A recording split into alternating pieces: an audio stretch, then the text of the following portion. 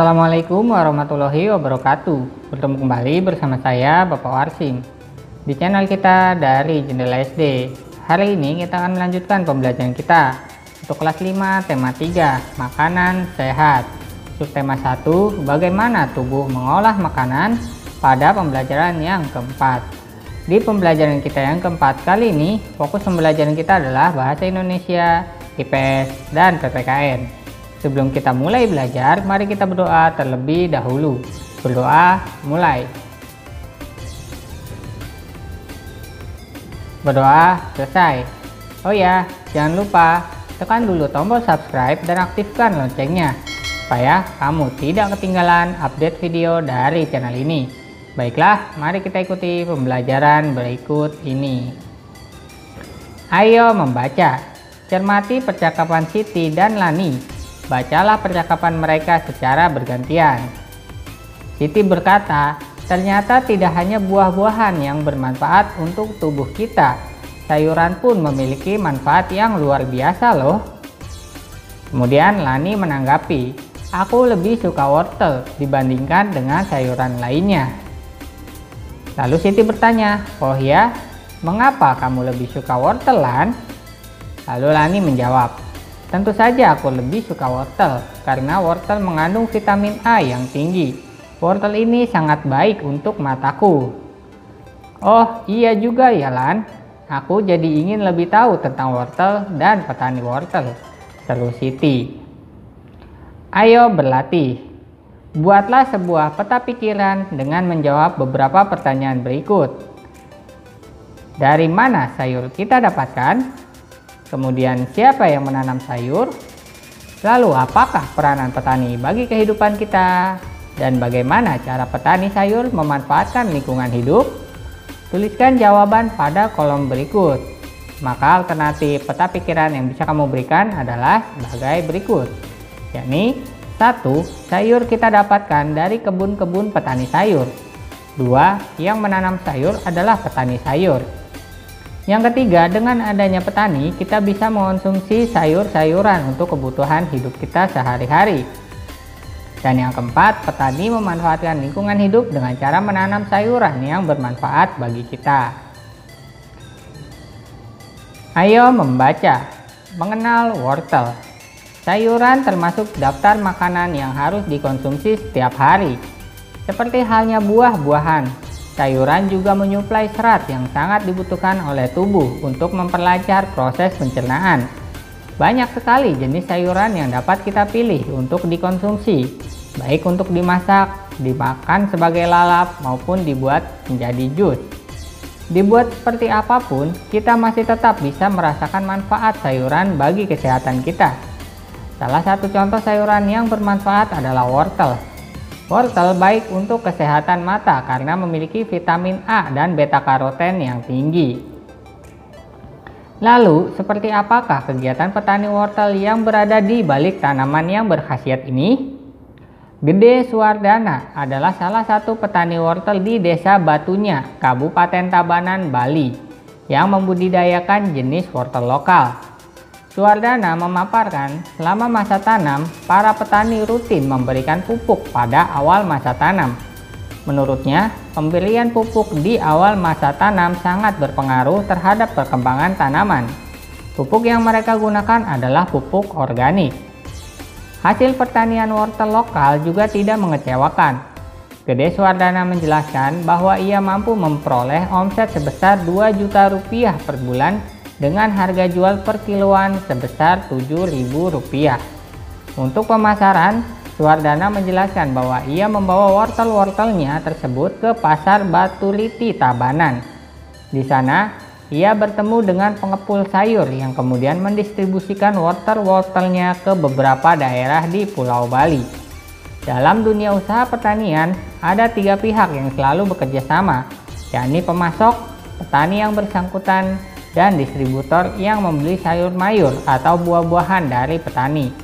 Ada pula penjual sayur yang secara langsung membeli sayuran dari petani dan menjualnya secara berkeliling. Ayo menulis. Berdasarkan bacaan di atas, identifikasikan 1. Interaksi manusia dengan lingkungan alam sekitarnya. 2. 2. Interaksi manusia dengan lingkungan sosial. Dan 3. Keberagaman yang dapat kamu temukan di dalam cerita yang disajikan. Buatlah dalam sebuah bentuk laporan sederhana. Format laporan sederhana yang bisa kamu pergunakan adalah judul laporan, tujuan laporan, hasil identifikasi atau gunakan identifikasi bacaan yang diminta sebelumnya, dan kesimpulan dari bacaan tersebut. Maka alternatif laporan yang bisa kamu berikan adalah judul laporan, misalnya laporan pengamatan bacaan mengenal wortel. Tujuan laporan, mengetahui manfaat tanaman wortel. Hasil pengamatan, wortel sangat baik untuk kesehatan mata karena memiliki vitamin A dan beta karoten yang tinggi.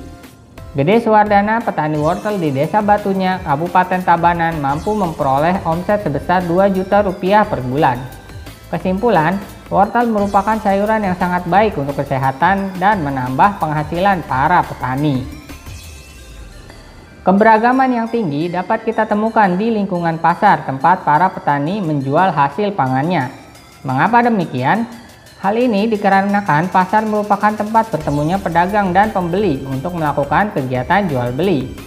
Para penjual dan pembeli yang bertemu di pasar bisa berasal dari berbagai suku, agama, dan tingkat sosial ekonomi. Oleh karenanya, diperlukan jasa toleransi dan tenggang rasa yang tinggi agar kerukunan tetap terjaga. Kepedulian masyarakat Indonesia tentang toleransi terhadap keberagaman sudah semakin tinggi. Hal ini dapat kita lihat dari banyaknya iklan masyarakat yang menekankan pada pentingnya toleransi antar suku atau antar agama. Hal ini menunjukkan bahwa iklan bukan hanya mampu dijadikan sebagai alat untuk mempromosikan barang atau jasa, tetapi juga sebagai alat untuk mempromosikan hal-hal positif atau kegiatan-kegiatan yang bermanfaat bagi masyarakat. Ayo mengamati. Berikut adalah beberapa contoh iklan masyarakat yang berkaitan dengan kehidupan bermasyarakat, keberagaman adat istiadat, suku bangsa, dan agama. Di sana ada iklan A. Sebatang lidi jadi kuat bila menjadi sapu. Sebuah bangsa jadi kuat bila tetap bersatu. Mari bersatu untuk maju, dengan gambar seikat sapu lidi. Kemudian ada gambar B. Kedamaian ada ketika kita mau menerima perbedaan. Rayakan perbedaan dengan kebersamaan. Secara individu, lakukanlah pengamatan terhadap kedua iklan media cetak di atas. Isilah format berikut ini dan berikanlah penjelasan pada kolom yang disediakan. Pada kolom gambar dijelaskan 1. Apakah gambar sesuai dengan pesan yang disampaikan oleh iklan? 2. Apakah gambar cukup menarik? Dan 3. Apakah gambar cukup jelas? Maka alternatif jawaban yang bisa kamu berikan adalah untuk iklan A, kalimat iklan sebatang lidi jadi kuat bila menjadi sapu. Sebuah bangsa menjadi kuat bila tetap bersatu. Mari bersatu untuk maju. Kata-kata kunci, mari bersatu untuk maju. Untuk gambar sudah sesuai dengan pesan yang disampaikan dan diilustrasikan dengan sebuah sapu. Namun gambar kurang menarik, tetapi gambar sudah cukup jelas. Lalu untuk iklan B, kalimat iklannya, kedamaian ada ketika kita mau menerima perbedaan. Rayakan perbedaan dengan kebersamaan. Kata-kata kunci, menerima perbedaan. Gambar sudah sesuai dengan pesan yang disampaikan. Di situ digambarkan tentang perbedaan yang ada, tetapi saling bergandeng tangan menerima perbedaan. Dengan gambar cukup menarik dan juga jelas. Gambar iklan yang kamu amati menyampaikan pesan tentang bersatu dalam keberagaman. Apakah dalam lingkungan sekolahmu terdapat keberagaman adat istiadat? Lakukanlah diskusi kelompok tentang perbedaan adat istiadat di beberapa tempat yang kamu ketahui. Amatilah contoh berikut. Nah, di sana ada contoh upacara Rambo Solo di Tanah Toraja yang merupakan upacara adat untuk penghormatan terakhir sekaligus mengantar orang tercinta yang telah meninggal dunia menuju ke alam baka. Berikanlah sebanyak mungkin contoh adat istiadat daerah lain yang berbeda dengan adat istiadat setempat. Maka alternatif contoh yang bisa kamu berikan adalah upacara ngaben. Ngaben merupakan upacara pembakaran jenazah yang merupakan warisan leluhur dan telah dilakukan sejak ratusan tahun silam di Bali. Masyarakat Hindu Bali percaya bahwa dengan membakar jenazah, roh leluhur menjadi suci dan mereka bisa beristirahat dengan tenang. Upacara ngaben membutuhkan biaya yang tidak sedikit. Hal ini karena ngaben melibatkan orang dalam jumlah besar dan panggung pembakaran. Ayo membaca. Bacalah bacaan tentang adat istiadat Tanah Toraja, yakni Rambu Solo di bawah ini. Pesona Tanah Toraja. Sebagai salah satu tempat yang terindah di Indonesia, Tanah Toraja di Sulawesi Selatan yang menyimpan begitu banyak pesona alam dan adat istiadat yang unik dan sangat menarik untuk diminati. Berkat kekayaan budayanya yang luar biasa, Tanah Toraja bahkan dimasukkan ke dalam daftar sementara warisan dunia oleh UNESCO di tahun 2004. Adalah sebuah upacara kematian yang dinamakan Rambu Solo, yang merupakan upacara mengantarkan sanak keluarga yang telah meninggal dunia ke alam baka. Upacara ini biasanya dilangsungkan secara meriah selama berhari-hari serta melibatkan seluruh penduduk desa. Ayo berlatih. Seperti apakah adat istiadat yang kamu miliki? Cari tahu lebih banyak tentang adat istiadat yang dimiliki oleh keluargamu. Nah, di sana terdapat kolom deskripsi adat istiadat keluargaku ya. Maka alternatif jawaban yang bisa kamu berikan adalah jawaban bisa disesuaikan dengan latar belakang adat istiadat siswa ya. Contohnya jika kalian beragama Islam mungkin adat istiadat untuk memperingati tanggal 1 Muharram. Kemudian bandingkanlah dengan adat istiadat teman-temanmu yang lain. Tuliskanlah informasi yang kamu peroleh pada kolom berikut. Nah, di sana ada deskripsi adat istiadat temanku. Maka alternatif jawaban yang bisa kamu berikan adalah, maka sama ya, jawaban bisa disesuaikan dengan latar belakang adat istiadat siswa ya. Kalau misalnya kalian dari daerah lain, misal Bali seperti tadi ngaben, ataupun dari Sulawesi misalnya seperti tadi ada Rambu Solo ya. Silahkan kalian sesuaikan dengan adat istiadat kalian dari latar belakang yang sudah dicontohkan di depan.